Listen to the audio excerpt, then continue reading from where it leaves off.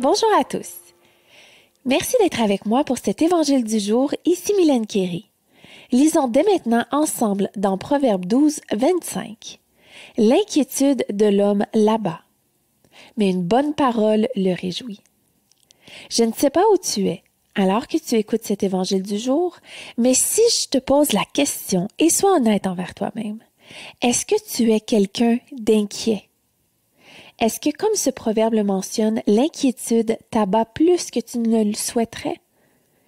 Il y a tellement de raisons de s'inquiéter humainement, avec tout ce que l'on entend et tout ce qui nous entoure. Cependant, nous avons des pistes de solutions.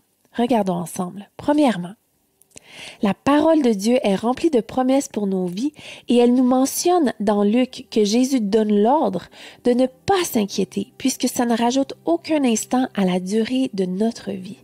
Au contraire, trop souvent l'inquiétude nous paralyse et nous vole du temps. Deuxièmement, trop souvent, notre inquiétude est liée à notre perspective de la manière dont nous voyons une situation. Nous devons adopter une bonne perspective face à ce que l'on vit. Juste la manière de voir les choses va changer la manière dont nous allons l'affronter. Troisièmement, nous devons s'entourer de gens en qui nous avons confiance pour pouvoir exprimer ce que nous vivons et avec qui nous pouvons prier. De venir mettre des mots sur nos émotions nous aide à se libérer de toute cette inquiétude qui n'est en aucun cas des émotions positives, au contraire. Le proverbe le dit, l'inquiétude abat, par contre une bonne parole réjouit.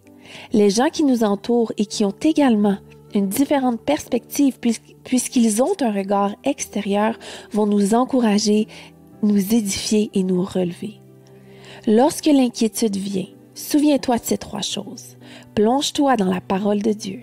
Regarde à comment tu peux aborder la situation que tu vis de manière différente. Donc, change ta perspective. Et troisièmement, parle à quelqu'un qui peut t'accompagner, t'aider et t'encourager.